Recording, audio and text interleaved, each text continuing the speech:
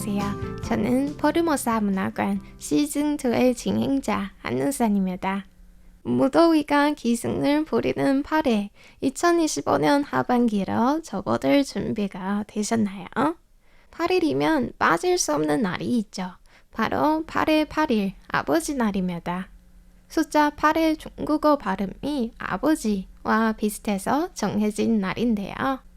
아버지 날을 나흘 앞두고 타이완 곳곳에서는 모범 아버지의 표창식이 열리고 관련 할인 이벤트도 한창입니다. 타이완 문학에서 아버지 하면 조즈칭의 수필, 아버지의 뒷모습을 가장 먼저 떠올리는 사람이 많을 텐데요.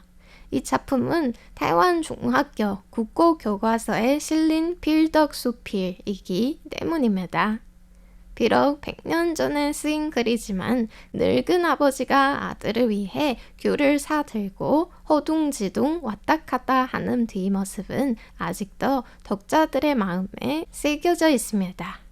타이완 원로 작가 왕딩준은 2007년 홍콩 언론과의 인터뷰에서 아버지의 뒷모습에 대해 이렇게 분석했는데요. 신문학 작품을 보면 어머니를 다룬 작품은 많지만 아버지를 묘사한 작품은 적고 그 가운데 잘 쓴 작품은 손에 꼽을 정도다.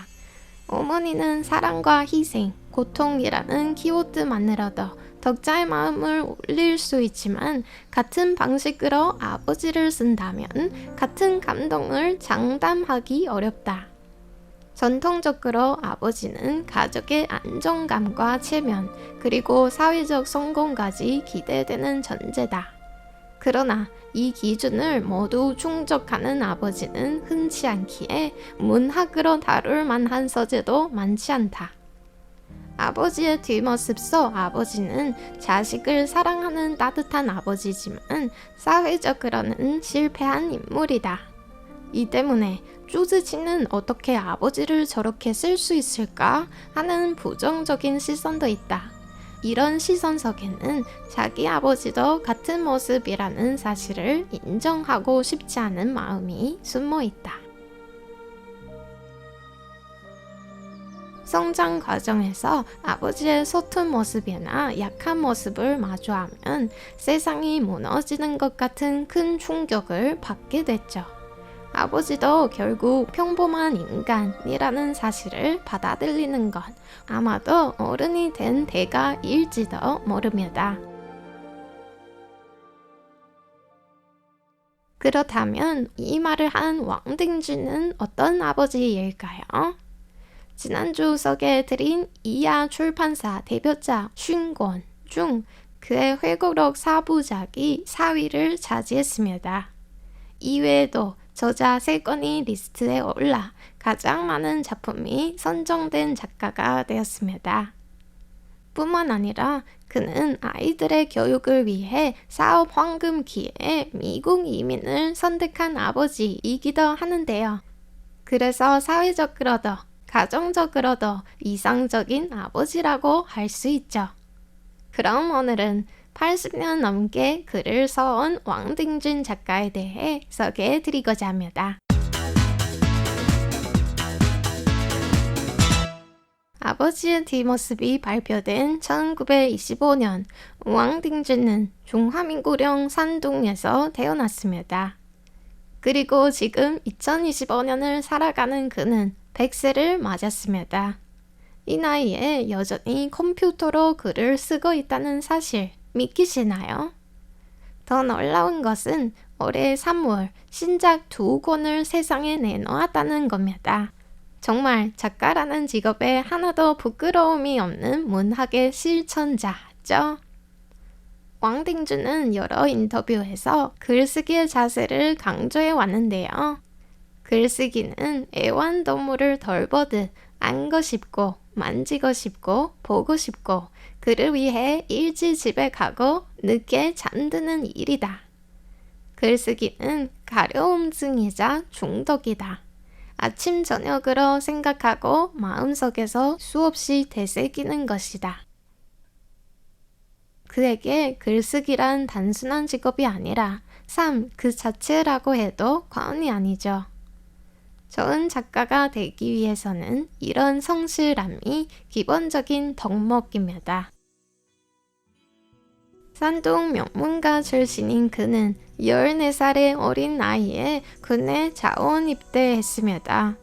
1949년 국共내전이 한창일 때 중공군의 포로로 붙잡히는 일도 겪게 되었는데요. 이후 석방되어台湾으로 넘어왔지만 국민당 정부의 감시는 오랜 시간 동안 그를 따라다녔습니다. 혹시라도 문제가 될까봐 그는 일기 쓰기를 멈췄고 친구들과의 연락도 모두 끊었습니다. 다행히 글쓰기는 그를 배신하지 않았습니다. 전 입법원장이 설립한 소설 창작 연구반에 선발되어 6개월간 본격적인 문학 훈련을 받았습니다. 이후 여러 신문에 칼럼을 쓰면서 작가로서의 첫걸음을 내딛었습니다.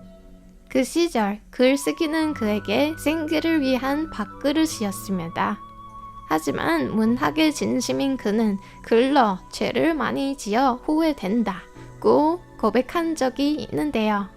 그래서 45살부터 문학 창작을 직업과 분리하기로 결심했습니다. 그 이후의 이야기로 넘어가기 전 아버지에 대한 사랑을 담은台湾어 노래 조재룬과 홍롱홍이 함께 부른 아빠 함께 들어보시죠. 我上亲爱的阿爸，阮想要搁叫你一声，像伊早你写的歌，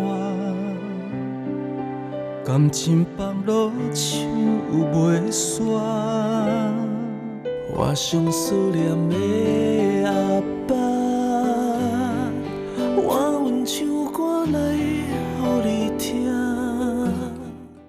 전반생의 글쓰기가 남의 기대에 부응하기 위한 것이었다면 후반생의 글쓰기는 오직 자기 자신을 위한 것입니다.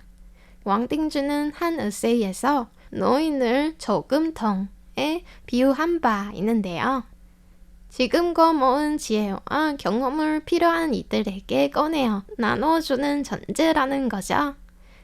그는 홍콩 언론과의 인터뷰에서 이렇게 말했습니다. 중년에 이르러 전반생을 돌아보니 한 가지 의문이 생겼다. 왜 아무도 저 앞에 가시덤불이 있다고 말해주지 않았을까? 왜 아무도 그 함정을 표시해 두지 않았을까? 왜 아무도 저 우물가에 함께 가자고 초대해주지 않았을까? 그는 자신이 겪은 깨달음을 후배들에게 미리 알려주기 위해 수많은 작품을 써내려갔습니다. 1978년 이미台湾문단에서 확고한 입지를 갖고 있던 그는 자식의 학업을 위해 미국 이민을 결정했습니다. 그러나 낯선 땅에서 뿌리 없는 식물처럼 사람에 대한 흥미와 글쓰기의 동력을 잃어버렸습니다. 그때 다시 그를 붙잡아준 것은 불교 철학이었습니다. 크리스천인 그는 자신을 기독교 요건으로 불교의 관광 비자를 받았다고 재치있게 묘사했습니다. 중국에서台湾으로,台湾에서 미국으로 한 세기라는 긴 세월 동안 단 한순간도 헛되게 보낸 적이 없었습니다. 왕딩주는 아버지 같은 존재로 자신의 소중한 경험을 다음 세대에게 건네줬습니다. 겉으로 보기엔 단지 자신의 삶을 쓴 것 같지만 실은 한 세대의 모습을 기록했습니다.